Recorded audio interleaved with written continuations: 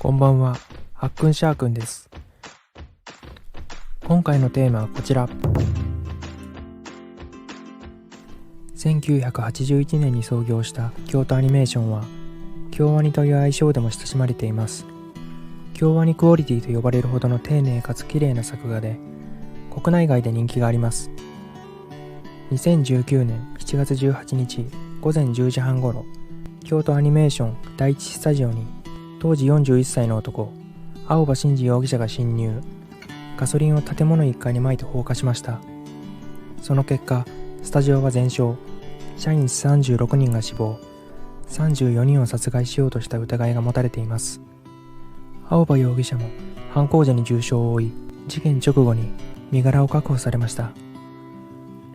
国内外で人気を博するアニメ制作会社を標的とした大量殺人事件は、世界中に衝撃を与え、アップルの最高経営責任者ティム・クック氏や国際連合グテレス事務総長、各国の政府の長や大使館、各界の著名人から追悼の声が寄せられました。また、ツイッターではハッシュタグプレイフォー京アニとともに様々な言語による追悼や応援の声が上がりました。一方、京都府警が犠牲者全員の実名を公表し、多くの報道機関、テレビや新聞などで実名で報道しました。そして実名報道の是非や要否についての議論が巻き起こりました。私は犠牲者全員の名前を公表する必要は一切なかったと思います。犠牲者の実名報道に何の意味があるのでしょうか。傲慢で無神経なマスコミは責められるべきです。青葉容疑者は事件の数日前から地図やスマートフォンを持たずに迷わず歩き回っていたことから、事前に現場周辺を用意周到に調べていた可能性が高いです。青葉容疑者は身柄を確保される際に、小説を盗まれた、俺の作品をパクった、などと叫んでいたそうです。仮に盗作されたことが本当なら、抗議するなり訴えるなりすればいいだけの話です。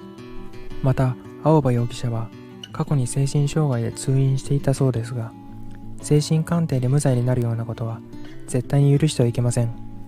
そもそも殺人を計画し実行する時点で正常な精神とは言えないのですから。この男の命がどうなろうとどうでもいいですが、事件を起こした犯行動機などの経緯や背景を解明する必要はあります。今後このような痛ましい事件を起こさないよう今後の社会に生かしてほしいです。優秀なアニメーターを失い苦境に立たされている京都アニメーションを応援するため、京都アニメーションの作品をご紹介します。京都アニメーションはテレビアニメや劇場アニメにおいて多くの名作を生み出しています。ここで私が見た中のおすすめ3作品をご紹介します。1つ目はバイオレット・エヴァーガーデンです。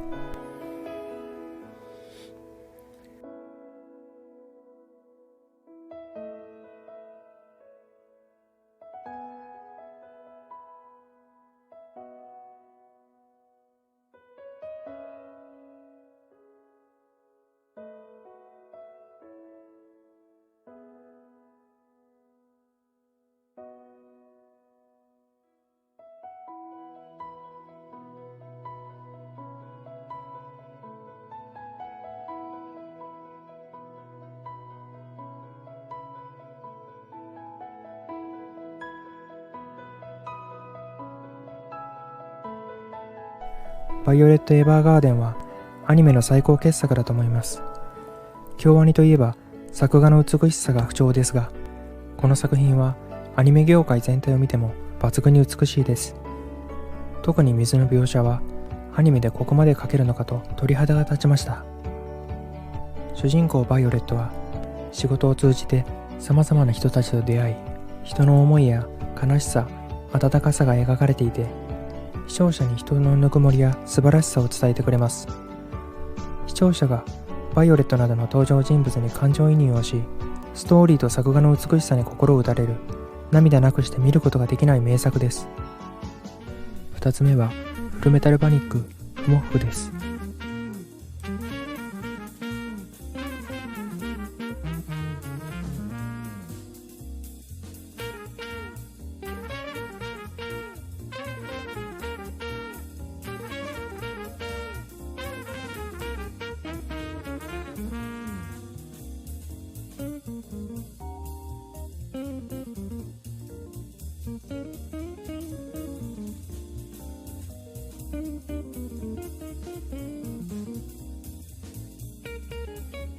まずは一期を見て人物の性格や関係性を把握した上でこの作品を見てください。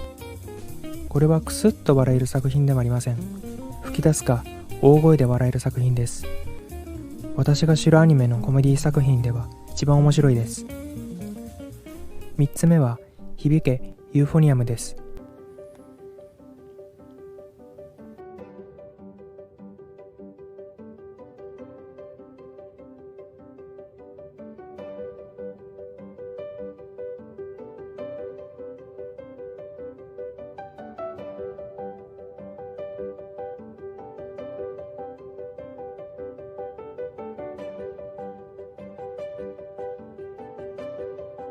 またこの作品も京アニらしく作画が綺麗ですが、特に光に細かいこだわりを持って作られたように感じます。